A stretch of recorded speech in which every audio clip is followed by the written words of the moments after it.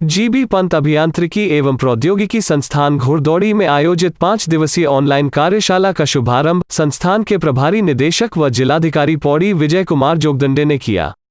जिलाधिकारी ने कहा कि तकनीकी शिक्षा व चिकित्सा शिक्षा के संस्थानों को समन्वय के साथ साझा प्रोजेक्ट तैयार करने चाहिए। सोमवार को संस्थान में एंटीना डिजाइन, फैब्रिकेशन और मेजरमेंट्स विषय पर आयोजित कार्यशाला में मुख्य अतिथि राष्ट्रीय तकनीकी शिक्षा एवं प्रशिक्षण संस्थान चंडीगढ़ के प्रोफेसर श्याम सुंदर पटनायक ने शोध के क्षेत्र में युवाओं को आगे आने के लिए प्रोत्साहित किया। कोविड काल के चलते उत्तराखंड में स्कूल खोलने को लेकर हाईकोर्ट ने सरकार से जवाब मांगा है, जिसकी सुनवाई 18 अगस्त को होगी। इस दौरान हाईकोर्ट ने सरकार को 17 अगस्त तक जवाब दाखिल करने के निर्देश दिए हैं। राज्य में बीती 2 अगस्त से कक्षा 9 से 12वीं तक के स्कूल खुल गए हैं। इससे पहले ही नैनीताल हाईकोर्ट में कैबिनेट के निर्णय के विरुद्ध जनहित याचिका दायर की गई थी। याचिका 29 जुलाई को दाखिल की गई, जबकि सरकार ने 31 जुलाई को एसओपी जारी की थी। हरिद्वार निवासी विजयपाल ने हाईकोर्ट में जनहित याचिका दायर कर कहा है कि सरकार ने आधी अधूरी तैयारी व बिना प्लानिंग के कोविड काल में स्कूल खोल दिए हैं। याचिका में कहा कि विशेषज्ञों ने कोविड की तीसरी लहर में बच्चों के प्रभावित होने की संभावना जताई है और तमाम अभिभावक भी आशंकित हैं। स्वास्थ्य विभाग ने धार्मिक स्थलों पर तंबाकू नियंत्रण की शुरुआत करने का निर्णय लिया है, जिसके चलते बद्रीनाथ धाम को तंबाकू फ्री जोन बनाने की कवायद शुरू हो गई है। चमोली के स्वास्थ्य विभाग इसकी योजना बना रहा है। पुलिस के सहयोग से धाम के आसपास तंबाकू उत्पादों की बिक्री पर प्रतिबंध लगाया जाएगा। स्वास्थ्य विभाग ने तंबाकू नियंत्रण की शुरुआत बद्रीनाथ धाम से करने का निर्णय लिया है। जनपद में तंबाकू नियंत्रण समन्वय समिति और त्रिस्तरीय छापामार दस्ते को सक्रिय किया जाएगा। Deputy CMO doctor Uma Rawat ने बताया कि बद्रीनाथ धाम को तंबाकू मुक्त बनाने के लिए स्थानीय लोगों का भी सहयोग लिया जाएगा। पुलिस के सहयोग से धाम में तंबाकू नियंत्रण अधिनियम को टपाका सख्ती से पालन कराया जाएगा। इसके लिए जागरूकता अभियान भी चलाया जाएगा। कोटपा 2003 के तहत सार्वजनिक स्थानों पर धूम्रपान दंडनीय अपराध है। इसका उल्लंघन करने पर 200 रुपये तक जुर्माने का प्रावधान है। साथ ही 18 वर्ष से कम आयु के बच्चों को तंबाकू उत्पाद बेचना और शिक्षण संस्थानों के 100 गज के दायरे में तंबाकू उत्पाद की बिक्री पर प्रतिबंध है।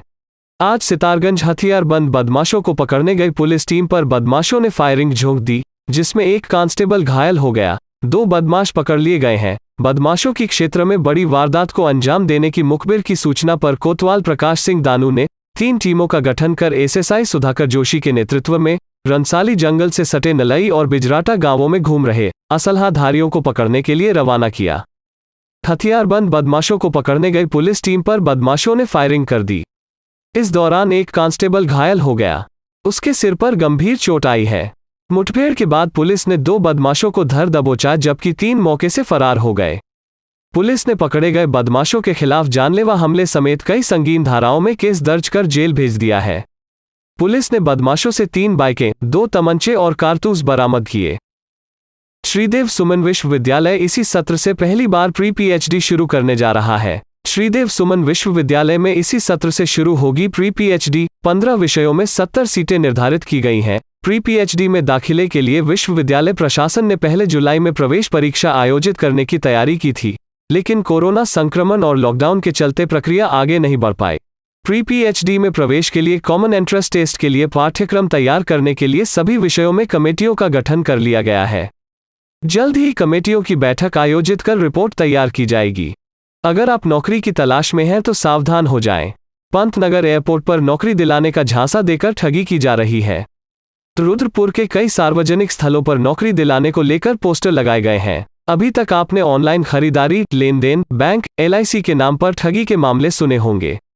अब साइबर अपराधियों ने पंतनगर एयरपोर्ट को भी अपने निशाने पर ले लिया है। पुलिस और खुफिया विभाग के किसी भी कर्मचारी को अभी तक इसकी भनक नहीं है। ऊधम सिंह नगर समेत कुमाऊं के 20 से अधिक लोग ठगों का शिकार हो चुके हैं। रुद्रपुर में कई स्थानों पर भारतीय विमानपत्तन प्राधिकरण की डायरेक्ट भर्ती के पोस्टर चस्पा किए गए हैं, जिसमें अनपढ़ से लेकर ग्रेजुएट को नौकरी देने की बात कही गई है। इसके साथ ही रहना, खाना, ओवरटाइम व रविवार को सरकारी अवकाश होने का जिक्र किया गया है। शहर में जगह जगह लगाए गए इन पोस्टरों पर नौकरी पाने की चाह रखने वाले लोगों की नज़र तो पड़ गई, लेकिन पुलिस और खुफिया विभाग इन पोस्टरों को नहीं देख पाया है, जिसके चलते अब तक कुमाऊं के 20 से अधिक लोग ठगों का शिकार हो चुके हैं। आज अल्मोड़ा में हिंदू सेवा समिति ने उत्तर प्रदेश के आंवला के सांसद धर्मेंद्र कश्यप के जागेश्वर धाम के प्रबंधन समिति और पुजारियों के साथ अभद्र व्यवहार की कड़ी निंदा की है। समिति के सदस्यों ने मंगलवार को चौघान पाटा में सांसद कश्यप का पुतला जलाकर विरोध जताया। कार्यकर्ताओं ने सांसद कश्यप के खिलाफ जमकर नारेबाजी भी की। आंवला के सांसद धर्मेंद्र कश्यप ने जिस तरह मंदिर परिसर के भीतर प्रबंधक और पुजारियों के साथ गाली गलौज और अभद्रता की, वो क्षमा योग्य नहीं है। पुलिस प्रशासन को आरोपी सांसद की गिरफ्तारी करनी चाहिए।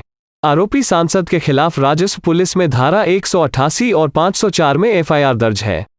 उनके खिलाफ कानूनी कार्रवाई कर गिरफ्तारी की जाए ताकि भविष्य में भी कोई भी व्यक्ति ऐसी घटना की पुनरावृत्ति न कर सके।